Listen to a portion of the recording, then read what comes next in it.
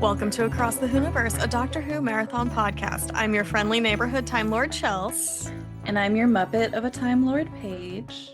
But shh, we're having a takeover. We have invited our companion, Jessie, from our other podcast, Shh, My Stories Are On.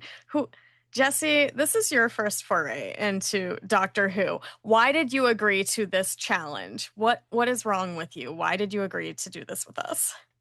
Because you told me to. It's a good answer. That's true. You have said on many occasions that we specifically could talk you into anything. Mostly.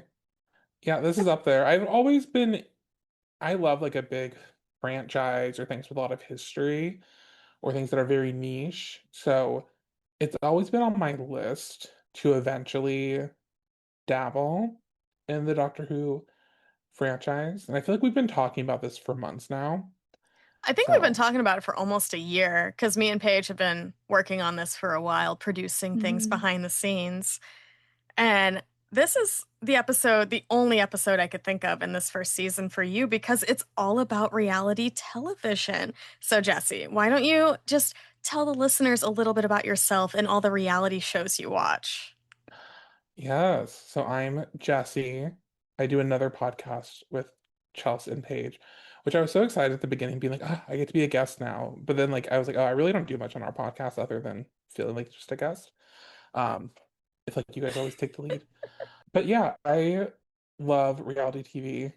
I feel like we grew up in the golden age of the best reality TV, like the VH1 Charm shows School. specifically. I Love The Money, Challenge. Charm School. Back when reality TV could really be a career and there wasn't even influencing or anything. It was just this was it. You had nicknames. Back when you could fist fight on TV. Take me back. Please reach out to me whenever they do a documentary about the VH1 of Love series because they absolutely need to. Well, you need to make it. That's why they haven't done it yet. Yes, add that to my list of aspirations. You are a reality TV historian. I try.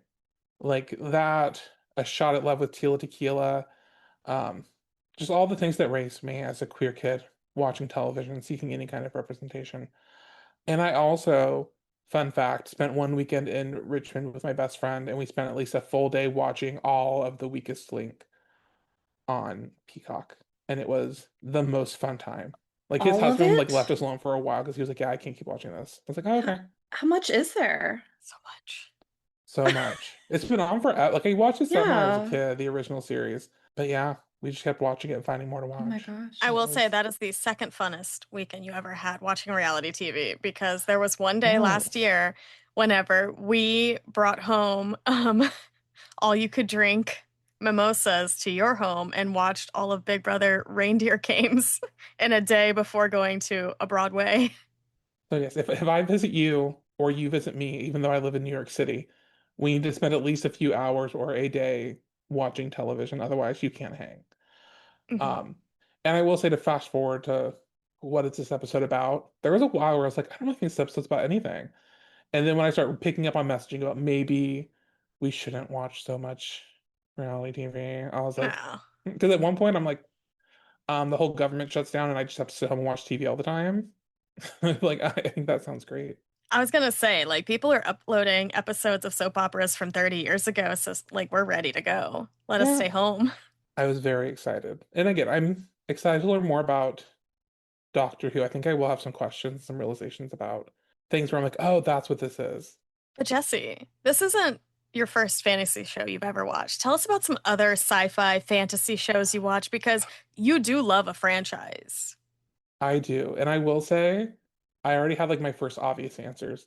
And then even though I may have known these questions ahead of time. And then the second I read it, I panic. I'm like, oh, what's a sci-fi thing that I like? I'm fully as we were starting this, Googling it, and the first thing is Hail Mary. I'm like, am I gonna sit here and be like, yeah, the movie that just came out. That's that's my favorite. I keep calling it Project Grand Mary, though, for some reason. Don't ask me why. No, I'm gonna do that on accident with somebody. Well, I will say my first ever fantasy thing that I don't read books, but the books that I did read when I was a kid were the Chronicles of Narnia books. So you're excited for Greta Gerwig's. Got it. Oh, And you're a Christian. I hope Greta Gerwig makes every character LGBTQ. I don't care if it makes people mad. I think it'll be funny and cool. Um, yeah, those books also, which I always help if you want to get into them and you don't care about like consistency with like characters you're familiar with being in all the books, have fun. And a lot of other themes I did not appreciate because I was not really raised with Christianity. Um, Very true. and then I am a huge Game of Thrones nerd. I've read 4 out of 5 of the books that are available, and I'm not a good reader, so that says a lot. Love the show, love both the spin-offs. I growing up, I don't think I appreciated it as much because my brain doesn't work that way of thinking of creating all these out of the world scenarios that are things that I can't see or experience, but it's so fun. So, yes, Game of Thrones is probably my biggest like fantasy nerd culture. Nice. Well, there is a really big fantasy fandom out there that I think you might appreciate because it has everything, every soap opera drama, killing, murder, coming back to life. Like, so you should check The out the Bible Bible. one day. I Not need that that. much. That It's return full from of the dead, drama. they tell it from 4 different points of view, and they're all different. They're Uh, confessionals. The disciples have their confessionals. we'll have to chat next time I go down and start watching the like Bible for children videos. So explain to me in a way that I can understand. And I'd be texting my friends. I'd be I'm like Noah was like supposed to be 600 years old. I didn't watch the Veggie Tales, but I feel like that's a good starting point. I'll join you for the VeggieTales podcast. But y'all, we've already gone off the rails, which is per usual. Jesse, before we really get started, tell everyone where they can find you on social media. I am Speak Up Jesse across social media. Yeah, I will say very soon my feed is going to be entirely about the reality show, the US Big Brother, because we are counting the days. It is less than a month away, at least as of now. I don't know when this will be posted. Um, It's probably airing right now. I hope I'm having fun. Well, I have to check with this list to see if something tragic has happened during that week of the show, It's which it gonna could be start somebody I horrifically. don't even know exists right now. Could be Hopefully, getting Angela Murray evicted. shows up. Ugh. I could be sobbing over somebody I've never met who I don't even know exists right now because they were my favorite person getting evicted. Um, but yeah, so you can find me chatting about Big Brother there. Chelsea, I hope you're okay. Um, and doing our podcast. Shh, my stories are on with Chelsea and Paige where we talk about reality television and soap operas. Let's dive into this episode because it is Series 1, Episode 12, Bad Wolf, written by Russell T. Davies, the showrunner, directed by Joe Aaron. Hopefully, that's how you say his name. This originally aired on the 11th of June, 2005. Oh my gosh, that's like 2 days from when we're recording. Wow. And it features the Ninth Doctor, Rose Tyler, Captain Jack Harkness, and Linda with a Y. And this is set in the game station in the year of uh, 200,010, aka Satellite 5. Y'all, I did have a moment of like, how do I say numbers? Dear God. And here's our little wiki synopsis from the TARDIS wiki page. Separated with no TARDIS, the Ninth Doctor, Rose, and Jack have to fight for their lives on board the game station, but a far more dangerous threat is lurking just out of sight. The Doctor realizes the entire human race has been blinded to the threat on its doorstep, and Armageddon is fast approaching. Something is waiting in the darkness of space, watching and waiting to reveal itself. So, Jesse, because we are insane and invited you here because there's a little bit of Big Brother in space, tell us your initial impressions of this episode of Doctor Who. Your very first episode outside of the watching the Blink episode in a writing class in college. Well, it's interesting because like I didn't want to read too much about it. Like after I was done, I read like the summary listed on it because I wanted to watch it without having too many clues of what was going on. And I didn't want to read any like No spoilers, yeah. critiques on. Yeah, I didn't want to read that, and I didn't want to read any critiques. I want to make up my own opinion. So something about the very opening of it. First off, like the previously on section, I was like, God, there's a lot going on in this show. And then when it starts, like in watching it blind, I was like, okay, so this guy is the Doctor Who, blonde woman, and American guy. I know them now to be like, are their names actually Jack and Rose, or am I making that up? Yeah. Oh, I think I my brain just put these names together. No, you're good. I did I not am just make that now in this connection. moment also realizing Jack and Rose I was like, yeah, Titanic. Jack and Rose. I'm just giving like any white couple, like white people, the Titanic characters' names. That's what I was truly. I was like, I don't think that's their names, but yes, it is. Nope, they're Jack and Rose from the Titanic. That's exactly what it is. I was calling them the blonde girl and the American guy, and then I was like, I need to make sure I look up their names before this is over, so I can actually show that I like paid attention and did my job. But yeah, it was very like, again, I was like, how episodic is this show? I wasn't sure. I was like, is this gonna be like a reset kind of thing, or is this like going into like a serialized story that's going on with the whole show? Because it very much feels like a contained, at the beginning of it, I get the vibe that this must be a contained thing that's going to be reset. And also, I didn't understand if it was like, I think I was like, he's like a time traveler, I think. I was like, or is he traveling to like other dimensions? Eventually, I was like, I'm pretty sure he's just a time traveler, and this is just that far into the future that it seems like another It's a bit of world. both. Jesse, I'm going to blow your mind. So the TARDIS, that little blue box, is his spaceship. And the TARDIS stands for time and relative dimension in space. So he can travel through space and time. That's what we're in right now. Now, Boom. I'm gonna blow your mind because I've seen clips where they're in this little. I wrote down my notes like beehive. That's what it looks like to me. I've never been inside of a beehive. Hmm. But I've Mhm. seen clips where he's like inside of there doing something. And I've seen clips where people are like going up to that blue phone booth thingy. It wasn't until the American dude walks in, I'm like, wait, this is like a Mary Poppins bag. Like he Yeah. opens it and he goes into there. It's like the house on Full House. It's like there's no way that fits in there. You could say it's bigger on the inside. That's how I describe myself. Not that. But yeah, that was one thing I did not understand. I was like, oh, that's inside the phone booth. I never quite understood how that worked. So I learned something big about the show. Well, the doctor can engineer dimensions. So, it's bigger on the inside. Science. He can engineer dimension. Yeah, it's like the Mary Poppins bag. We don't Is ask there, questions. can I ask a question about the franchise? Is there a Yes. why? Not like a doctor why, but like, is there a why behind like why he's time traveling? Or is he just doing it because he can? Yes. So originally, back in the old series from the 60s, the doctor basically stole the TARDIS and ran away, is on Earth, and like the camouflage thing turned it into one of those police boxes from the 60s where the police would throw people in there and just lock it and then come get them later to take them to jail, I guess. But then it got Oh, stuck on that setting, so it's all just a police box now. it's a police box? Yeah, and it looks like a phone booth to us now. Did you guys I think I sounded stupid when I said it was a phone booth? Are the who No, people it gonna looks make like fun a of phone me? booth. No, because we didn't have police boxes in America, so that's understandable I that you certainly didn't don't know want No, it the that. police now. just killed people. Yeah, Yeah, I was like, they not just today's murdered. climate. They don't need a box. Yeah, Um, oh. and he's Hmm. part of a group of people that were called Time Lords. Yes, and they were all killed in the Time War, so it was the Doctor versus the Daleks, and the Doctor was the only survivor of the The Time War. Daleks. The little R2D2s. Yes, But inside exactly. R2D2 is like this little squid creature thing. Think of the outside as like a shell of armor, and they're inside the little shell of armor robot Oh, they're not thing. just like robots? No, they're little squid guys. Do I have it above? I do have a Dalek above me. One second. I don't. I will get Is it. it open? You, Jesse, you don't have a Dalek at home? You don't? Apparently not. I don't That's think so. crazy. No, when those guys came out, I was like, in 2005? Yeah. It just felt so, it felt very 90s practical effects, which I do like. So those little Um, guys are basically your Nazi allegory because they're genetically engineered things to only feel hate.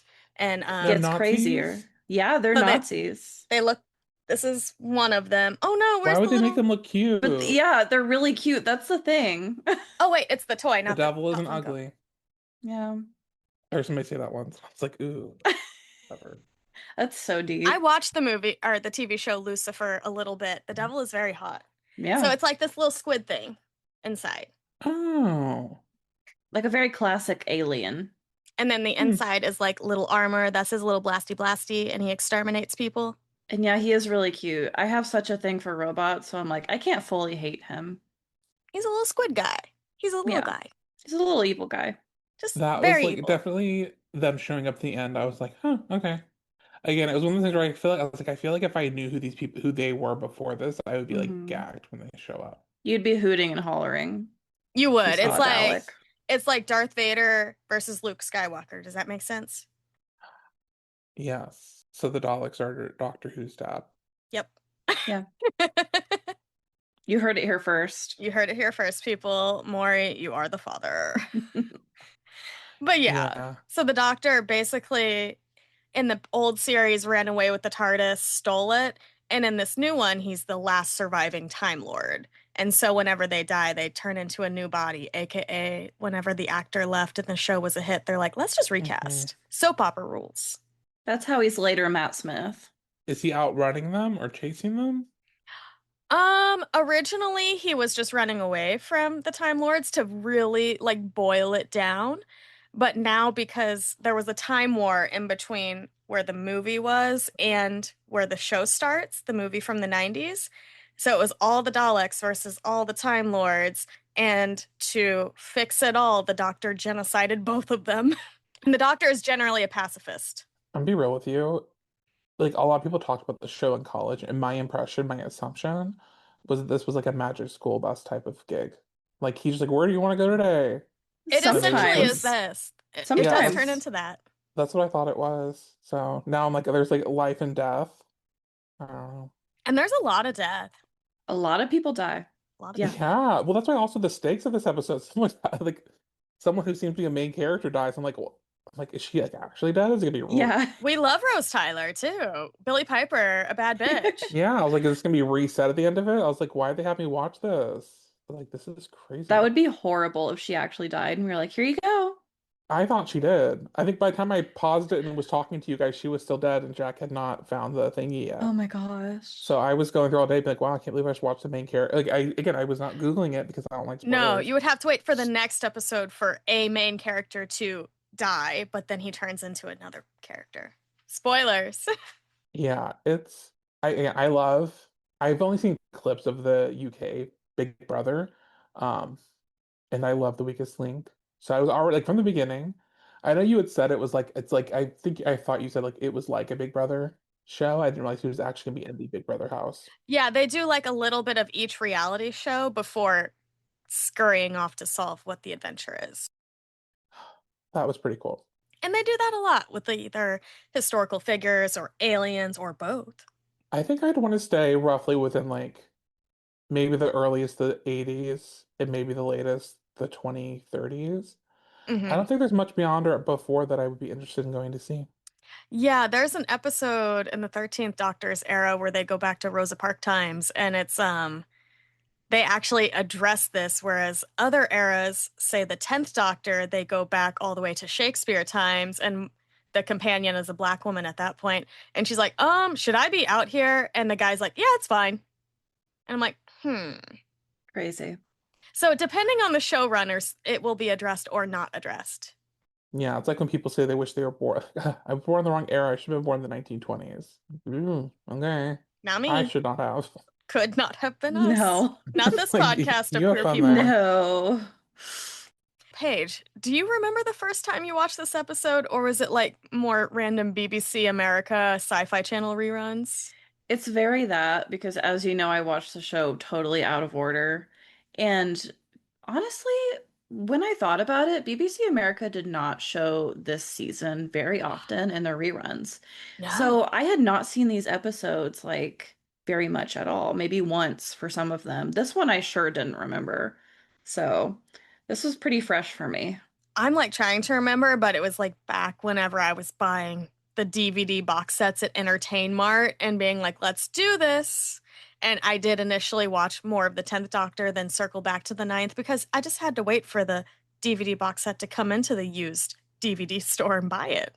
Buy DVDs at Entertain Mart. That was living. I'm still doing that to this day. Same, but now it's half price books for me. Yeah. It's been a time. Don't worry, Jesse. We'll buy you the DVDs next. Yes.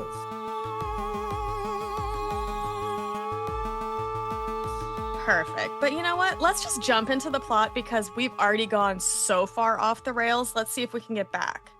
And so We do open on a recap of the episode The Long Game from a few episodes back, where the Doctor and Rose saved this Satellite 5 space station from evil Simon Pegg and a fascist alien overlord that lived in the ceiling, and they were all controlling the media. Basically that. That's essentially what happened in one episode. There are other details going on, including another companion who's not here anymore and got a little butthole in his head, but, I'm always going to comment on that interest to make Paige laugh. Jesse's face right now is what I'm laughing at. It got a butthole in his head. Paige, should you find that image and send it to Jesse? Yes. Yeah. So that companion is no more. He was kicked off the TARDIS that episode for being bad. I'm so sorry. Jesse, I'm so sorry we did this to you. It makes no sense. It almost looks like it should go with that trophy they gave Suri. Oh, the vagina trophy? Yeah. Yeah. Her best actress on a Survivor trophy? Yeah. But anyways, so that's happened. The Doctor, and several episodes ago, saved this satellite space station from fascists. Or did he? Because then we cut 100 years later, where a confused Doctor is dropped into the space Big Brother house and is informed by house guest Linda Moss, aka Linda with a Y, that he's been chosen to be a new house guest. And you know what? It's 5 minutes before a live eviction. He's called to the diary room where a computerized voice tells him they're broadcasting live from channel 44,000. And not to swear, the Doctor looks down the camera and replies, "You've got to be kidding. Jesse, is it your dream to fall into the Big Brother house? Maybe not literally." Yeah, not physically, but yeah, specifically if it was a season I was already watching, because then I would go in and have all the things I wanted to say to everybody. Realistically, would I do well at that show? No. But it would be so fun. Just waking up there and be like, all right, I'm here to play. And if you got dropped in right before the live eviction, you'd be like, but I haven't manipulated anyone yet. Right. And especially on like the UK version where they just have to hope that people like them at home. Right. That's not my area. I do know I would be hated because I would be manipulative, especially after me watching 5 seasons of Damages in a very short amount of time. I'm feeling very Glenn Close, Patty Hughes right now. Yeah, I would be like that, and I'd be crying as if I was about to be killed, even though that doesn't happen in the actual, as of right now in 2026. I thought I saw the wine challenge where people were dropping dead after drinking wine. Even that, a challenge was like, hey, then you have to fall down. I was like, but I don't want to hurt myself. I'm like, can I just sit down after I die from the wine? Perfect. Mm-mm. But no, then we smash to credits, and then Rose wakes up on the floor, and much like the Doctor, she's super confused on how she got there. Then this other guy, Roderick, he's another player of the game that they're about to go to. He helps her up and tells her that, yo, girl, it's a transportation mat. Your brain's going to be a little fuzzy, a little scrambled, a little amnesia. And you know what? Just do what this android says. Don't provoke it because it's the law. And Rose is really not taking in any of this information, any of the warnings. And she's like, I was just traveling with the Doctor and let's chit chat about positions in the studio. Eventually, they're like, no, girl, get to your station. And next thing you know, she's on the Weakest Link, baby, and it's hosted by Android. And they did get the actual host to voice this android, but she's a transphobe and should go fuck off. We're going to say that a lot about the bad people on this show because the next bad person is horrible. We're going to refer to Jack just by his character because John Barrowman is a disgusting man. We cut to Jack waking up in a white room where 2 robot ladies tell him, "You're getting a makeover and let's fix your image." He's very confused, like everybody else. And next thing you know, they use a defabricator to remove his clothes and asks if he's naked in front of millions of viewers. And we get a boner joke about viewing figures going up. And this scene is a little hard to watch for many viewers now because John Barrowman frequently liked to expose himself on set to people for funsies. Just let it hang out. That is wild because the whole time I was like, Yeah. wow, I guess this doesn't age well in like 20 years because it's that like that's literally what the scenario was. So Mm-hmm. now hearing that, I'm like, oh, wow, that makes it even worse. Yeah, it does. It's pretty much every bad man on this show was a guest star. And so we cut back to the Doctor in the Big Brother house trying to sonic the doors open.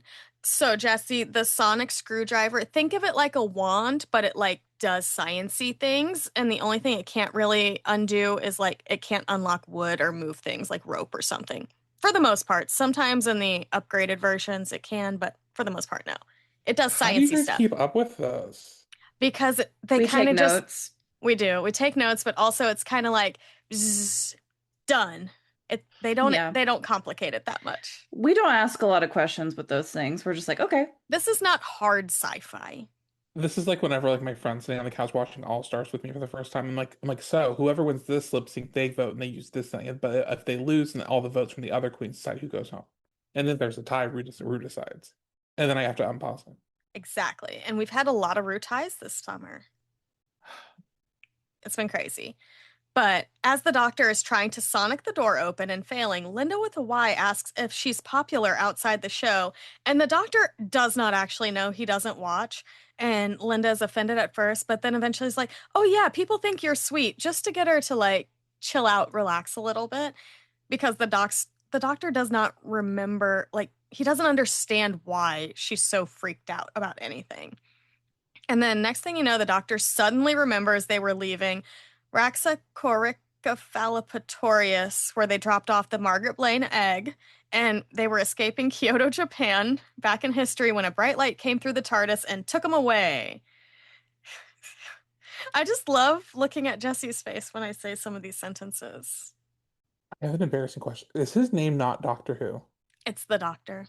The doctor. Oh, I definitely have been calling him Doctor Who. I thought this isn't. He makes that joke a lot with people. To So, be fair, he is credited as Doctor Who in a lot of the like classic series and even in this first time, but not normally. Like, am I gonna get picked on by like Doctor Who fans? I'm like, his name isn't Doctor Who. Here, they pick on no. us for liking a girl doctor. It's fine. Don't worry. Interesting. I was gonna say because I liked seeing again my first time meeting him, his personality come out more in some of the silly stuff with was it Linda? Linda with a Y. Yeah. Linda with a Y, not Linda with an I. No. Well, what happened to her? Um, but yeah, I don't know. It was fun. I was like, okay, this is cool. I didn't fully. I know he always has a companion. I've heard that. I Hmm. assumed Rose was the companion. I don't Yes. understand what problematic Jack is doing there. Jack joined them a few episodes ago whenever him and Rose accidentally were chasing something through time and ended up in the Blitz of World War II and they found Jack there. And they just kept him because Yeah, but Jack's from like the 51st century, so They just he's kind of picked him up. yeah. He just They picks have up like, people all along the way. yeah, the doctor sometimes has like companions and then like side companions. I'm not just saying this to pander or because he had like an American accent, but he just felt very out of place. Like all of his scenes, I think I had a harder time paying attention to when it was just him. And like, I don't know. It just felt very, I was like, oh, I was like, he just feels like not part of the show If I to told me. you he got a whole spin-off show that went for like 4 seasons, would you be shocked? Is that true? That is Mm-hmm. true. And he was one of the most popular characters when this show's first started. I Yeah. know I don't watch the show, but I'm like, I've never even heard of him. I was like, is this really a character on the show? Thank you for saying this. I'm deeply enjoying it. I've always known it's like Doctor Who and companions, and the good like Doctor Who was usually a he him, and I think the companions were usually she hers. That was my Yeah, understanding. So I was like, and then there's Jack, There are sometimes some he hims. sometimes. sometimes in Forge. But yeah, I'm not a fan of this Jack, and apparently, yeah, whatever show he has, I have not heard of it. I will say Babe from All My Children was a main cast member on season 4 of that show. The show is Did good. she move to the UK? I don't know if they filmed it in the UK. Was it like an American show? Is he American? Or is he doing that accent? Yes, sort of. He's like American and Scottish. Why is he there? Like anytime I watch those shows, I'm always like, it's almost like kind of the charm of it that they don't have Americans. I I don't know. agree. It's Sorry. like, why is he Tangent. there? It takes you out of it a bit. Sometimes me and Paige joke that Jack should have been played by like Jonathan Groff, but I'm thinking of who 20 years ago Jonathan Groff would have been, and it's Gavin Creel. Yeah. Oh, He would have been great on this show. We would have paid attention. Because John Barrowman was also like a Broadway guy and in that kind of scene. So it would have like Hmm. fit. Yeah. it's just part of the fun of when I would watch some of these shows, which mainly Skins was one that I watched when I was a kid, which you should not watch as a kid. But I was watching. I remember like whenever time they'd make fun of Americans, it felt fun. It's almost like, oh my God, I feel like I'm listening to a conversation I shouldn't hear. Mm-hmm. Yeah. Like, and that was kind of the fun of it. It's like, oh, like this is like how they like think about us, and not I having don't us actually know. be I think you there. turned out great, so every kid should watch Skins. Yeah, Yeah. put on Highly Skins for me. recommend. So yeah, back to the episode. The doctor basically is like going through the timeline of what just happened. So in the previous episode, they took an egg version of a villain who basically gets to start life over and hopefully not be a villain again instead of dying. Dropped her off. They went to Japan, and then next thing you know, the as they were escaping Japan in the TARDIS, a bright light comes through and takes them. And he tells Linda that these aren't trans mats that are like taking him because she's like, no, everybody's just randomly come in and transported here. And he's like, no, they wouldn't be able to do that with my ship. So something's coming up. Like, there is something afoot. This isn't just a game. And he looks into a camera and tells it that he's going to get out, he's going to find his friends and find you. And as he's like pointing at the camera, we cut to two programmers watching the game from the control room, and they're confused about how did these three new contestants just show up out of nowhere as if the games are running themselves? So I like that we're establishing that the people in charge have no idea what's happening, which feels very true to life. To be fair, I also didn't know what was happening. It's okay, it's a mystery. And then we cut back to Rose on the weakest link where they're just counting down, and Rose is like trying to chit chat the man next to her about what's going on, but the game begins. And Rose is playing to win. She's like, you know what? I'm game. I'm here. We need to do Rose's astrology chart. And guess what? She gets a math question, which is deeply homophobic. We're recording during Pride Month. But guess what? Rose is smart. She's bold and beautiful. She can do math. And then she's asked an alien question later on and laughs at the robot and responds, how am I supposed to know? Which is so real. And then during like the break, another contestant tries to quit the game and runs away, but is disintegrated. And you know what? This is where things kind of go a little crazy because Rose is like, wait, somebody's voted the weakest link is killed. Somebody's disintegrated for trying to run away and escape. I think this game is not for funsies. I don't think people sign up for this. I love her just laughing hysterically, like not knowing what's going on. I was like, she's having a good time. I forget that she didn't know that she like that like the stakes of it at first because I was like, why is she Hmm. laughing? Why is she on something? And I was like, Yeah. oh, she has not put it together yet that this is life or death. Oh, Yeah. yeah. She's like so flippant because, again, she's like, who's the weakest link? And she's like, I guess her. But then the girl, and she's like, why? And she's like, well, she got the most questions wrong besides me, and I can't vote for myself. And then when the android disintegrates her, I'm like, Billie Piper is such a great actress because she's like, oh shit. And then when the guy runs away trying to escape the game, he's like, oh shit. That would be me. I would try to run and get like taken out. And then for some reason, they just randomly cut back to Jack. He's in a new outfit and they ask him about a cosmetic surgery. And a Davina droid shows up, voiced by Davina McCall, who makes another appearance down the line on the show as herself.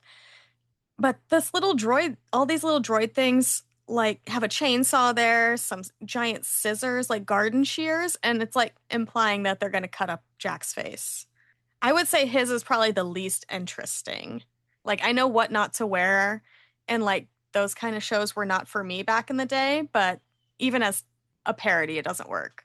Yeah, I never watched that show, so I was already less invested. You didn't care And as about a people being dressed man, in business casual clothing? no. So I was already again, that was added to the this part of the episode I feel like I could do without. If I were to watch it again, I would like to see a version without the Jack what not to wear scenes. I have beef with what not to wear because growing up as a plus size kid, I was already told I had to wear business casual because those were like my only options because you had to shop in like the women's section. Mm. Mm-hmm. It was already terrible, so I didn't like any of it. It's okay. We'll fight them. Yeah. We could do it. But let's get back to the best show, Big Brother, which Jesse did get me re-hooked on a few years ago, both you and Paige. We're back in the Big Brother house, and the other contestants are trying to get the doctor to sit on the couch for the eviction just so they don't get in trouble because you can tell they're all freaking out. And the doctor, again, much like Rose, super flippant. And he's like, "Oh, vote me out." And they're like, "No, you're not eligible for eviction. You just showed up." And they tell him, "Don't be stupid." And I love when people are telling the smartest person in the room not to be stupid because they have information. Next thing you know, Crosby is evicted from the house and they have like the most emotional goodbye. And as she walks away into this little hallway, the doctor is making just so many jokes about, oh, she'll make a fortune. She'll do exercise videos, these essentially like social media ads now. And he's making all these jokes about it. And next thing you know, Crosby's disintegrated. And the other people are like, no, you're playing or you die, dude. And I love when the doctor's like, oh, fuck, here we go again. Trouble follows the doctor, Jesse. That's all I gotta say. Not that I'm trying to find plot holes, because I'm sure you guys know everything that I do not know. But I'm like, for someone who's traveled all over, I feel like he's still learning brand new things about, which again, I guess they Yes, explain some of it more of like his actions having ramifications. He's only 900 years old, a baby. traveling all across space and time. It just feels like to a certain point, he should stop being surprised about things. He's like, oh, yeah, that's right. By the time we get to this point, this is what's going on. That is also true because the whole plot of this is supposed to be the fourth great human bountiful empire, but it's not what it's supposed to be Hmm. because that was the plot from the other thing. Like, he should spend a week just trying to do a little research on all these things instead of just hopping around all the time. I Read a recognize that book. I've only seen one episode and I'm mansplaining how the Doctor Who should be using his TARDIS library, TARDIS. yeah. Yeah, Hmm. his beehive. He needs to sit down. He needs to read a book. Yeah, I'm like, why don't we instead of like why don't we go in here and read some books and make an educated decision on where we should go next? And it's like, maybe, is this supposed to be like this? Or when you get somewhere, maybe you figure out immediately if it's wrong. He just thrives in chaos. I think he's a fire sign. That is a joke. Somebody makes a joke in the show that the doctor's a Sagittarius because of when the show debuted. I knew it. If this is too long to explain, we can explain it later. But how does one become a companion? Are they like applying to work with him? Does he find them? Sometimes literally the doctor will either invite you, accidentally kidnap, offer you like one adventure. I'm trying to think. Like one doctor literally fell through the roof of a train car and trauma bonded with a bunch of other humans and then boop, we accidentally ended up in space. I feel like I'd be a companion. Just accidentally. I'd be a companion, and then I'm like, hey, can you take me back to like 2 weeks ago? And then like buy a lottery ticket and be like, well, it was thank you so much. I hope you have a good rest of your travels. Just And use him. like hit me up in like 20 years if you want to hang out and like do rich people things. Oddly enough, butthole forehead picture we sent you tried to do something like that, like gain Hmm. Are you not favor. allowed? No, Why? He you're doesn't not like supposed to it. manipulate it for gain, except he does give another companion a lottery ticket later on. What a hate. Oh, so then I have to pretend to be nice to get a lottery ticket from him? Basically, you just have to not be an awful person. I think you'd be fine, though. Yeah. Trust. Like, this guy was actively being bad, like having weird surgery to just like steal knowledge of things and make weird bets. He was like Biff from Back to the Future. The more I think about it, the more I realize I'm the villain in these stories. I'm like, how can I use this for my own gain? I'm gonna have Uh, so much fun editing this.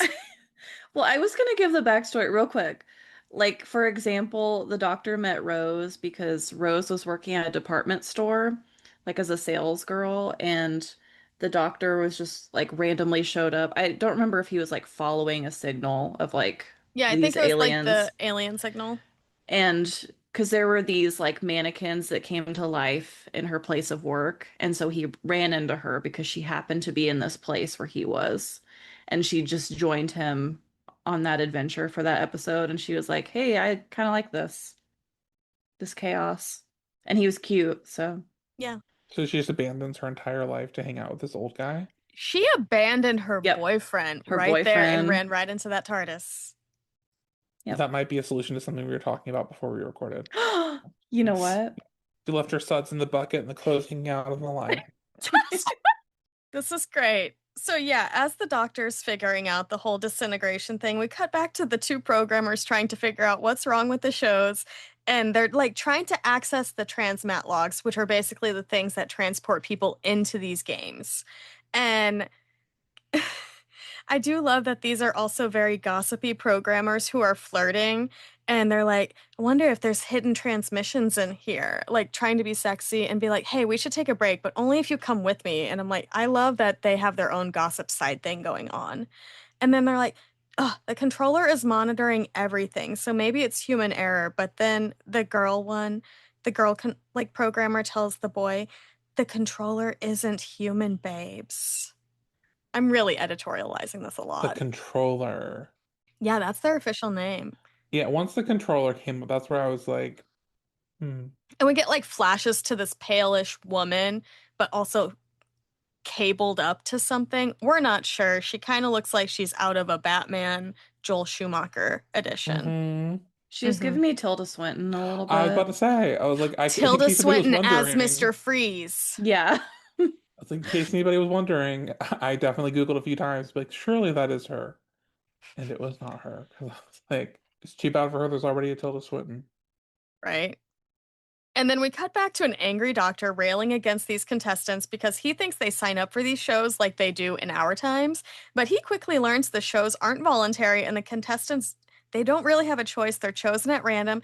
There are 60 different Big Brother simulations running at once, and the winners get to live. That is the prize. He asks how Linda with an I was evicted, and Linda with a Y says, she damaged property. So the doctor's like, cool, and then immediately like points the sonic screwdriver at a camera and breaks it.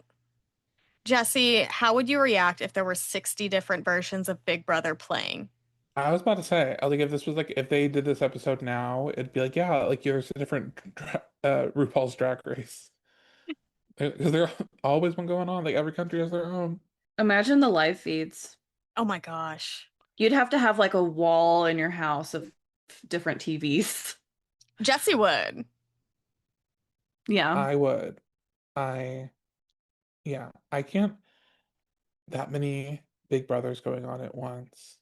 I feel like somehow the shows would find a way to disappoint me on every single one.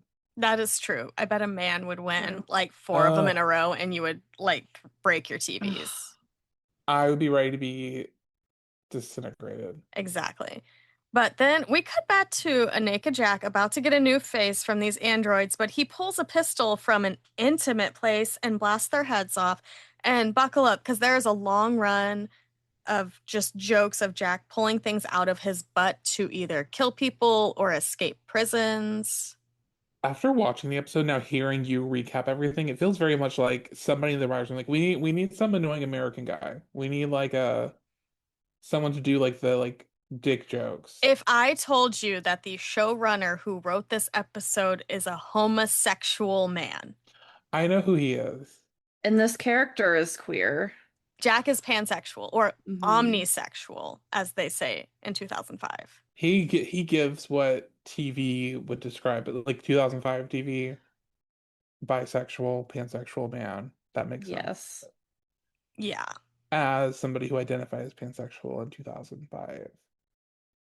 I but yeah, that's my representation, quote unquote. that is your representation, and I am so sorry. But then we cut back to Rose, and the contestants, disintegrated one by one. And Roderick, the guy who's been with her the whole time, he's keeping her around because she's stupid and he can easily beat her at questions. And then he mentions the Bad Wolf Corporation runs the game station. And Rose has like a series of flashes to instances of Bad Wolf being mentioned from so many of the previous episodes. From Gwyneth in the Unquiet Dead to Van Statten's helicopter in the Dalek episode and just to the graffiti on the side of the TARDIS. So she realizes that Bad Wolf has been written across the universe throughout space and time, and if they're in charge, she's not there by mistake. So yeah, Bad Wolf is like a recurring thing that's been seen across almost every episode. This was a big like I was like, I feel like this is referencing things that I have not seen yet. Because the whole time I was like, why is it called Bad Wolf? And I kept thinking of things it could be. And then it got to that moment, and she's like, wait, did you say Bad Wolf? And I was like, here we go. And it's like all these flashbacks and things. I was like, oh, okay. I was like, this is a bigger. That's when I was like, okay, this is probably not. Which it's perfect for me because then once it gets to the scene with her, this is where it's set from like, oh, okay, like so this is like a serialized, like this is an ongoing story Hmm. that Yeah, this is it's like part of, most which of the means, episodes are fairly episodic, but slightly serialized, but it's yeah, the part one of the finale. I'm so sorry we did this to you. it's okay. This raised the stakes for me where I was like, somebody could die. I was like, I don't know. And some of the people in those flashbacks did die. Hmm. But then we cut back to the doctor being kicked out of the Big Brother house, and nothing happens though. And he starts shouting about whoever brought him there. He's in that little room, white room, hallway corridor, and he's like, "Come and get me. I realize you want me alive." He sonics the door open, and he invites Linda to join him, telling her she has a 50-50 chance of death in that house, but if she goes with him, she'll live. Paige, remember that.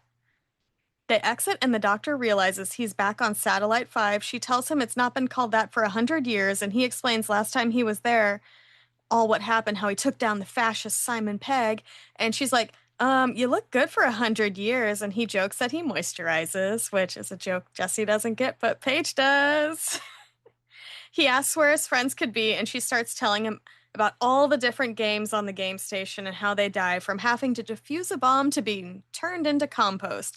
And he explains he's a traveler, and she asks if she can come with him, and the doctor is so charmed by her, and he's like, yeah, why not? Let's maybe do it. New companion alert? Maybe. We'll see. And he wants to figure out who's controlling everything. And then, next thing you know, Linda turns on the lights to reveal the Bad Wolf Corporation logo, and the doctor's a little shaken. Jesse, there are so many references in here that you do not understand. I bet. I'm be real with you. For about 5 seconds, I was like, is she saying that I don't moisturize? Which I don't. But I was like, that's a what thing to call me. Jesse doesn't even know anything about that. That's how my initial was like, okay. Just throwing I was like, I feel like shade. we've crossed the line from giving each other shit to just being mean. Do you remember on Drag Race when Joella came out as a mattress and me and Paige kept saying, moisturize me? Somewhat. I just sent a picture in the group Oh, I chat. do. I feel like this picture's gonna like remind me, but I do somewhat remember. Yes, you. This So image. that Oh, is this from lady, Doctor Who? Yeah. yeah, it's the sheet of skin lady, and her phrase is, moisturize me, moisturize me. She was like the last living human in that time frame. She's had a lot of cosmetic surgeries. Hmm. This show. A She's a trans trans icon. icon. She is. Okay. Well then, happy Pride to this diva. She comes back, so if you want to see her again next season. Okay, yeah. So the programmers go to meet with this controller, the pale woman hooked up to the station by like all the cables. We're gonna call her like Tilda Swinton, Mr. Freeze. And he tries to tell her that there are contestants out of the game. And she tells him the games continue and that these other contestants are no one. The woman programmer tries to access Archive 6 for transmat logs, but the controller shouts it's out of bounds. So they're not letting people figure out how the Dr. Rose and Jack got in there. And so we cut back to Jack. He's crafted a gun from the androids and he's escaped, and he's trying to find the doctor by scanning for the doctor has two hearts, Jesse. That's how you know he's a Time Lord. And so Jack's scanning for that. We cut back to Linda explaining what's going on with Earth and that people are basically like the humans from Wall-E watching TV all day and just eating, which is honestly my dream. Yeah, that's how I want to spend my golden years. Exactly. It's exactly what we're going to do. The doctor learns that his actions 100 years earlier actually caused all these problems. The economy collapsed on Earth and human development collapsed. So everything just ceased, stopped, and it was pretty easy for somebody to slide on in there and take control of everything. So essentially, all of this is the doctor's fault. He tried to fix something that was bad, but guess what? Something worse came in. What a lesson to learn. Men should not be in charge of anything. Exactly. Jack stumbles upon the doctor and Linda as he's trying to locate Rose. He introduces himself to Linda, and the doctor immediately tells him to stop flirting. The doctor is trying to hack the system and realizes the station is transmitting more than just games. They find Rose, and the doctor realizes Bad Wolf is manipulating him and creating a trap with Rose as the bait. They locate her on floor 407, room 6. And then we cut to Rose in her little weakest link. She's in the final round. Her and Roderick are the last players standing. Rose surprises herself and gets a face of Bo question correct, who's a character that appeared earlier in another episode. But there's a tense showdown with both players doing poorly, and Rose loses by 1 point just as the doctor is breaking in. She goes to run after him, but then the android disintegrates her, and Jack freaks out on everybody about to shoot up the place. The doctor is just like shaken at her death, and you know what? They're all arrested. They're thrown in a cell. Jack, Linda, the doctor. A guard attempts to interrogate him, and they get the mug shots. They confiscate the sonic screwdriver. And as they're about to be taken away, the doctor tells Jack, let's just do it. And they very easily escape. So I feel like they were trying to get caught at that point. And this scene is kind of a big deal because the doctor never uses any sort of weapons, Jesse. He's like very anti-weapons. Yeah, like, the doctor doesn't shoot a gun. There was like a promo where another doctor shoots a gun later, and people flipped out. They were so pissed, which I get. The doctor's a pacifist. Much like Suri, they use their brains, not their brawn. That came across in the scene when he's like, I wasn't going to shoot anybody, blah, blah, and like hands it to somebody else. Exactly. The next room, it's like the doctor bursting into the control room and just like holding a gun on Tilda Swinton, Mr. Freeze. And he starts interrogating the programmers, but also quickly throws this gun at them, being like, whatever, shoot me, blah, blah, blah. And we quickly learn that the controller has been there since she was 5 and has never really had a life. They transmit information through her, and she can't recognize anything. She's never really had her own sense of self. But guess what? A solar flare hits and it blocks transmissions, and the controller starts calling for the doctor. Her masters have controlled her mind her whole life, but she brought him there and hid him within the games so he could find her. So the controller is the one who brought him all in there and basically was like, come find me. She's been genetically altered and is unable to say the name of who her masters are, but warns that they've been hiding and shaping Earth for centuries and growing stronger in numbers, but they do fear the doctor. And as the flare passes, Jack figures out that the disintegrators are actually just more transmat systems. Nobody actually dies in these games. They're moved across space, which is great. And he uses Linda as an example, and I do love that the doctor has a moment of like, the fuck, you killed Linda. And it's like, no, you didn't actually kill Linda. Here she is. It is kind of crazy of him to use her as an example, though, because what if he wasn't correct? Exactly. That's what I was thinking too. I was like, this is why I just don't like this guy. She didn't consent to that. No. Exactly. But luckily, the doctor realizes Rose is still alive. And I will say, Paige, rewatching this, were you like thinking the whole time they keep saying the word masters? And I'm like, was this misleading to viewers because Jesse, the other main villain within the show, is called the Master? There's like the Daleks, the Master, the Cybermen. It definitely sounds like it's implying it's the Master. It feels like a misdirect. Yeah. In many ways. But guess what? Rose wakes up on a spaceship and there's like weird noises in the room. And we see the point of view of this creature approaching her. And she definitely recognizes it. She's a little shocked and terrified. And we cut back to the controller, gives the doctor coordinates to where Rose is before she's transported away. And she's on the same ship as Rose. She gloats that she got one over on the Masters. They can kill her now. And they do. They don't waste too much time. But back on the station, they realize these masters are the people who installed the evil fascist alien and Simon Pegg centuries earlier. And they've been playing the long game, aka the title of the episode a few back. And they've been manipulating mankind. The doctor takes down their shields using science. And a fleet of Dalek ships is revealed. They open communications and the Daleks threaten to kill Rose if the doctor intervenes, but the doctor taunts them instead and just scares them basically to death. And then we close on them shouting, exterminate. Jesse, this is your first episode of Doctor Who. Do you feel like you need to watch part 2 to understand what's going on? I would venture to guess that even if I did, I would not know what was going on. Yeah, you might have to watch a few more episodes. Something about the ending, I found it was giving like villains that you would see in a Power Rangers episode. That's what I think it was making me think when those little R2D2s show up. Um, and they're like, these are the big bad. I'm like, what? This is like Rita Repulsa. Imagine you thought all of these guys were dead.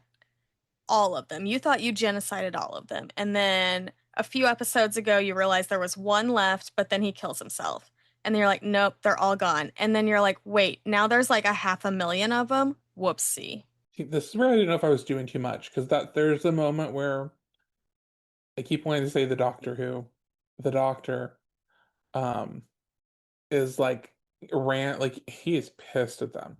And he's like, I'm gonna wipe out every Dalek there is. And I'm like, I was like, I don't know if we need to get rid of a whole species because you're mad at these guys, but I don't understand the mythology of this, so I could be wrong. It could be that they're like not a race of people, they're a team or something. I don't know. Would you eradicate all the Nazis if you could, if you pressed one button? Yeah. There you go. See, That's that's why I didn't essentially what the understand. Doctor did. It is a button. We see it later. Well, why can't you just push it now? Well, he already did before this. He did not do a good job. Not really, because guess what? Bitch, they all lived. Mm-hmm. Spoilers. But no. So yes, the Doctor's arch nemesis, the Rita Repulsa, R2D2 Daleks, they're all back. And I think this is very fun for me and Paige going through it. It's like, oh yeah, the big bads are back. Those little vacuum cleaners. That's Yes. true. Those little vacuum cleaners can fly too. Look out. Like, ooh, you're in for it now. I would love to see what the special effects look like when those things are flying. Ugh, I would be very intrigued to see how that comes across. Which again, very 2005. I think that's interesting. And I will say I like because this actor who's playing Doctor Who, he's the I'm not doing it on purpose. No, it's okay. Don't worry. Every time I do it, it's not till after I say it. He's the one that like started the new franchise or the new whatever, right? Yeah, the Yes. reboot He of was the first New one, the Who, reboot. essentially. See, it's like when they change language and it's like series of seasons, that's where I'm like, well, then what's the whole thing called the series? Like I remember when Skins Series 5 was coming out, like Skins, a brand new series, and I was like, this is the fifth season of the show. I was like, why are they saying that? It is confusing. And so I'm like, I don't This really is call where the our whole dumb thing. American pops out. Yeah, this is probably the most annoying thing to any of the UK people listening, being like, why do they even care? B, In the Doctor Who Discord we're in, I try to be like, oh, series. I loved this series. do you ever get confused when somebody's like writing a date and you're like, what month is 23? Yes. Something like that. I Here's always the have to thing. think I about it. understand the logic, but because we have been taught this way, it's like, let me think. I would be the person that if somebody put like 5/7/2026, I would mess up that date. I'm like, send me the Google Calendar invite. I'm like, are we hanging out in May? Are we hanging out in July? It's like, yes, I'm holding a giant like soft drink cup while I ask you this question. I'm an American. Just let me know if we're gonna get there. We're having so much fun. I feel like I might be the problem with us getting off topic. I don't know if this episode has proven it, but You know what? I'm just going to have fun editing this episode because it's deeply chaotic, and that is our brand. And you know what else is okay? These listener questions we have, because we have some really good ones. We have wonderful listener questions. let's see if I can always. help answer any of them. I You think can. you should. I'm very excited. Thank you, everyone, for submitting them. This first one is a voice note from Hamish, one of friend of the show, possibly future companion, everyone, for series 2. Hello, this is Hamish. Love the show. This is my first question. This episode parodies a bunch of reality television from the mid-2000s. If this episode was made today, which deadly reality shows do you think it would feature? I already answered this question. Okay, but luckily our friend Novel also said, what shows would you want the Doctor and Companion in if they filmed it today? So this is Other very shows. fun. So we get to just start talking about reality shows. I have a great answer, but I think y'all should say first. I I want to have- see the Doctor Who lip sync for their life. Yes. We all know Shooty Gotway's doctor would win that. Imagine, Yeah. like, Although I feel like Jodie would do pretty well. She is very musically passionate. yeah, I was about to say, depends on who's the doctor at the time. Also, But Peter Yes. Capaldi is literally a rock star right now. So what shows would you want them in, especially deadly shows? deadly. See, I didn't think of the deadly angle quite as much. That is okay because so the two people asked us this questions. Novel sent it in a while ago, and Hamish sent this in recently. I made this answer way before What's the anybody. hallway that Jennifer Hudson show? Oh, the spirit tunnel? Is that what Yeah. it's called? Doctor Who has to get through the spirit tunnel. Yes. Incredible. So mine are not necessarily deadly, although they could turn them deadly because, as we established, danger follows the doctor. But my first one was Great British Bake Off. Which we've already had one doctor on the show. Yes, would love to see them on there. Some And how companions. chaotic it would be. Would love to see them on, since I'm watching it right now, Love Island, because they just get to romance everyone, and that's very up their alley, both the So the doctor 10th and Doctor. Rose. Yeah. Yeah. They just get to make out with everybody. That's basically it. Perfect. And then Just- my other one was Taskmaster to get into the British side of things, because I would love to see that chaotic duo try to solve little puzzles and silly things like that. Does the Doctor Who make out with people? Mm, Sometimes. yeah. I assumed they were asexual. The 8th so we're on the 9th Doctor. The 8th Doctor is the first one to have an on-screen kiss. The 10th Doctor kisses everyone. Everybody. The 11th Doctor kisses almost everyone. Interesting. So Paige, I have a response and I have a specific companion in mind that is not Rose. Oh, okay. We have to jump ahead to the future where one of our companions did end up becoming a model. So I would like to see Amy Pond in a futuristic America's Next Top Model where she takes down the evil host and judges. Yes. That'd be beautiful. And honestly, it could just be set right now. Yeah. Amy Pond could do it. I believe in you. She could destroy Tyra Banks. Jesse, do you know who Karen Gillan, the actress, is? I can't picture the face. Have you seen Guardians of the Galaxy? Yes, but not paying close attention. She was Nebula, the blue girl. Oh, Not the green one. Yes, Blue one. I know who that is. Here we go. How's this? Karen Gillan. She's in the Jumanjis. Yes. Yes. She's like so tall and beautiful and perfect, and I love the pawns. She's in Matt Smith's first 2.5 seasons, right? Mm-hmm. See, I did math. She's gorgeous. I still won't watch those Jumanji movies, but No. We just Not like worth that it. she gets a paycheck. Yeah. yes, good for her. I like when hot people are also cool. Exactly. And so here's a question from me. I thought of this. So, y'all, we are in this version of Big Brother where people get killed, essentially. Mhm. How do you think Taylor Hale, Angela Murray, Sari Fields, Brittany Haynes, and Rachel Riley would each fare on Space Big Brother? Taylor Hale, how would she do? Does she win or is she disintegrated? I mean, is it the UK one where we're all just voting for who we like? Because if that's it, Taylor Hale clears. Yeah. So she wins. Taylor and Brittany would do the best in that one, given they're both America's favorite winners. hmm I think Sari would do very well. Suri too. hmm Suri's an America's Yeah. favorite honoree. Angela Murray, I feel like should have been America's favorite, but was robbed by a white man. She would probably. She might get disintegrated. The fact that she was so polarizing and still made it into there mhm. as like the top three says a lot about the people that were behind her. Angela probably would not win, but she would make it further than she should and take people down on her way there. Like just like we saw So in the basically, US what she version. saw. Yes, Yeah. when she's fully sitting there ready to go, and then someone else goes, and she just starts crying and overshadowing their exit. Rachel Riley would be disintegrated because people hate a strong bad bitch. Rachel Riley would get dragged out in a twist, no matter how well she did. They fear It's sick. her. These are all queens. We support them. They are winners of Big Brother in our hearts and minds and drag delusions. I would never wish Suri to have to go back in that house ever again. Absolutely No. not. She's been on that island like 5 times at least. Goodness, no. Six Oh, yeah. times? I don't do math. She, Let her stay home. bless her. And so, one of my fun little notes I have here is the question was, in literature, the author of Lucky was Jackie who? I would have gotten this. Jackie Collins, my girl, wrote the Mhm. Lucky Santangelo books. Her sister is fellow legend Joan Collins.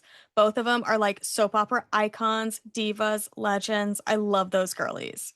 So iconic. So iconic. I'm surprised Rose didn't get that. I think it was the other guy's question, not Rose's. That's my bad. Oh, that's right. Okay. I was gonna tried. say Rose would know. Rose would know.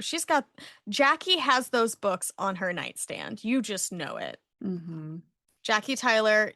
Jesse, you would love Jackie Tyler. Maybe I should have you on that Yeah. episode. Christmas Invasion. She is literally mother. She was attacked by a Christmas tree. I was too. I had a Christmas tree follow me when I was a kid. Oh my gosh. Kindred Okay. spirits. You might be on the Christmas Invasion episode next season. It's a premiere, like a Christmas episode season premiere with the new Doctor. Don't worry. Ooh. Does anyone kiss on that one? I don't remember. Why is it such a big kissing show? It wasn't. People got mad at when the kissing started, and I'm like, you know what? More kissing. I'm not mad at the kissing. Yeah. Paige and Jesse have their dolls ready kissing. I do. Jesse, if I get you Doctor Who Barbies, will you make Doctor Who soap opera? Yeah, they're both girls. Obviously, that happens. But yes, this episode, what a time. There was a lot of little cameos from the hosts of the actual reality shows like Davina, the evil transphobe, and the What Not to Wear Peoples. But y'all, I had a lot of fun. This is easily our most chaotic episode we've done. Naturally. Any final thoughts before we skedaddle out of here? I'm so excited I got to share this moment of me. I really value my own reactions to things, so I'm really happy I got to share this with you of me experiencing Doctor Who for the first time and now having a little street cred when I talk to, what do you guys call Doctor Who fans? Whovians. I'm not going to say that. We are But we are when I talk Annie to and Dr. Hallie Who right now. Mm-hmm. that was cute. Yeah, will I watch more? If I'll watch specific ones I get invited to podcast about. But yeah, I'm so excited. You guys have done such a good job with this pod. I'm so excited I got to be part of it. Thank you. You will be back. you. We will keep educating you with the most What if- random episodes. What if we invite Jesse to do every single Matt Smith episode? Because you said you'll only watch if you're invited. Maybe. Are you ready for like maybe the longest running consecutive single Yeah. Doctor? I have to say that so specifically, Paige, and you know why. Mm-hmm. Did we like the Doctor before him? He was cute too. David Tennant. Yeah, I knew his Mhm. name. He is cute. He's a lot of people's favorite Doctor, but then he Yeah. also, those fans they can be tricky online. That's why we're not on Twitter. But if you ignore the fandom, he's wonderful. Oh, he's wonderful. What Yeah. a man. We love all the performers, y'all. He's the Yes. first face that I remember of being like, oh, that's the Doctor Who. Oh, yeah. And then- Yes. This Doctor Yeah. did one season because it was a shit show behind the scenes, like just a disaster, and he was like not coming back. David Tennant did like 3 seasons, came back for the 50th anniversary, was the star of all the 60th anniversary episodes, controversially. Wait, can I ask a question? And I'm not doing a bit. I fear that your Mhm. fans are going to think that I'm like just here. Oh, I like, might doing cut out fucking anything thing. that might get you killed. Don't worry. Cool. Is he an actual doctor? Or is he just like, is this like Silky Dr. Reverend Silky Nutmeg Ganache? It's very that. It's very that. It's like yes and yes. Like, So it's like Stolen Valor? an abstract idea of doctor, not a literal like. But also could do medical stuff in a pinch, I feel like. Could do Could some do basics. some. Like, Yeah. this is like when a man says he can land a plane. Yeah. Like, and again, maybe this is because in the fictional scenario he wouldn't let me get a lottery ticket. I like the second he like bitter. gives me stuff about that, I'd be like, okay. I'm like, so you just call yourself a doctor and you don't think that's weird? Not Like, qualified. even like when people get like, I don't know if he had like an honorary degree somewhere or something. Probably, if we're but- being real. I'm intrigued to find. I've been wanting to Google that question, but I was like, I'll wait and ask Chelsea and Paige. And we did not help at all. No. So much of the show is truly just like watching things happen and being like, yeah, sure. It's one of those don't question the science too much, y'all. I think this is why church didn't work out for me. I think I asked too many That questions. fantasy didn't work for you? Apparently not. I'm not good at going with the flow. It isn't. But You no, want logic. you do want logic. But I will say, Paige, just for us two, our purposes of the show, how do you feel about this as like part one of the finale? I think it's a fun part one. I mean, it's like very random that they did the whole reality TV thing, but obviously it's made for us, so I love it. Made for us. Yeah, and I love how they introduced the characters coming back, like the Daleks. I think that was a really fun way to do it instead of just like introducing them first thing. I agree, because also one thing I noticed on this watch is the way Tilda Swinton, Mr. Freeze, the way if you look at the cables coming from her and how she kind of looks like the inside of a Dalek, you know? Yeah, that That's was probably on purpose. probably on purpose. Somebody had to plan that out. Yeah. But yes, I do think this is a fun way to set up the finale, and I'm really excited. I'm so sad. One more episode of Christopher Eccleston. I know. He does come back later, Jesse, and do audio dramas. He only did one season. Yeah, we'll tell you. One. If you listen to the pod, you'll get the dirt, but also we could tell you off show. I guess Yeah. I'll start supporting you guys now. Subscribe, rate, review, subscribe. 5 stars only. But no. We're only accepting 5 stars.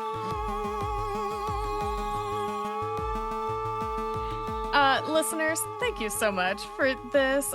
Companions, thank you for wandering into the TARDIS today. Jesse, I'm so glad we kidnapped you on this adventure. Can you remind the listeners where they can find you and any of the work you do or the social medias? Yes, I am. They can find me, unless they're coming to bully me for not knowing enough about Doctor Who. Speak Up Jesse across social media. Very soon, I'll mostly just be talking about actual US Big Brother because that is going to be my hyperfixation for the summer, like it is every summer. And yeah, we do the I'm watching my stories, our podcast that I love so much, talking about reality TV and soap operas. And otherwise, I just do whatever podcast I'm invited to do, whether I've watched it or not. I'll watch it by the time we record.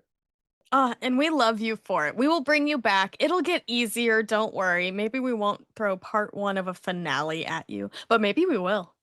I'm down for whatevs. Awesome. And thank you for listening to Across the Hooniverse. We can be found wherever you listen to podcasts. Please make sure to rate and review our show. Give us 5 stars. If you leave a review and it is 5 stars, we will read it on here. Like Paige has taught me how to read. She's doing such a good job. Literacy is so important. So please do that. And then you can find us on Instagram, Blue Sky, Tumblr. Links are in the show notes. It's basically Across the Hooniverse pod, all platforms. Or you can email us and we'll answer your questions on episodes. We'll read your comments, and it's acrossthehooniversepod@gmail.com. Paige, remind the Time Lords where else they can find you. Thank you to everyone for listening to our chaos because we're more chaotic than usual. I am Thoughts by Paige on Blue Sky. I am Hey Smithers on Tumblr and Paige Noel Kaiser on Instagram. I'm also on my stories are on with Chelsea and Jesse, as we established, talking about reality TV and soaps and whatnot. I also have a Substack that's called Girlhood in Low Resolution, where I talk about growing up as a girl on the internet in the 2000s. And hopefully you do a post about Zoog Disney soon. I might have to because it's on the brain.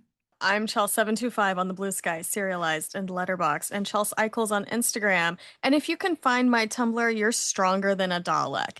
And you can listen to me and my fellow agent / our companion Gavin on the Q Division, a James Bond movie marathon podcast, wherever you listen to podcasts. Jesse has been a guest. Paige is going to be a guest on a fake Bond. Jesse, I'll get you on for a fake Bond. I've got one lined up for you. Don't worry. I can be heard on Anna Rewatch. We're talking Selfie, the tragically canceled Karen Gillan show. Everyone go check it out. And then, of course, my stories are on where we talk about all these shows. And Jesse has watched them and is the historian, knows more than all of us. We don't know not nearly as much as Jesse. And that's all 3 of us and Owen. So everyone go check it out. Be sure to join us for our next adventure across space and time for the finale, The Parting of the Ways. Until then, we'll see you in the time vortex. Bye.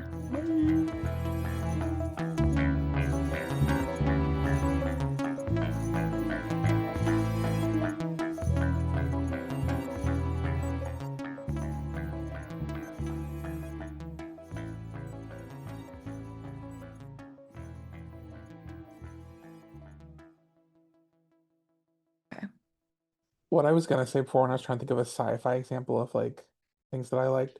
Do you remember when Disney had like the Zoog Disney Mm-hmm. section of their Oh my programming? They have gosh, this little like yes. I wanted to be like the little TV bumpers of Zoog Disney characters between episodes of shows was my favorite sci-fi. Oh my gosh. That's a deep cut. We are keeping this in the episode because the moment you said that, the theme song started playing in my head. It does randomly every few months play in my head. You're welcome. I was just talking about Zoog Disney the other night. I'm not kidding.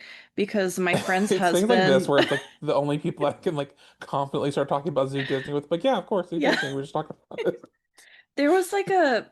Do you remember the character that was like, now I can't think of what he was. If he was like a little tiger guy, Zoog there was an Disney animated character. characters. There's a And whole I, song where they go through and introduce each of them. Yep, I can hear Yeah. Zoogina.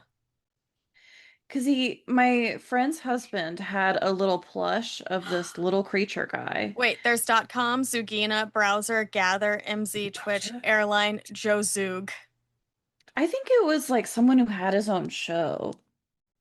I mean, there was the website called the Zether, which I thought was hilarious. I have to dig deeper Ugh. here. Like I am we definitely were editing raised that to part believe that out. the internet was going to be like something so much different than what it actually is. I'm just gonna share my screen. Why can't I find a list of Zoog Disney shows? Because they don't want you to see it. They don't want me to.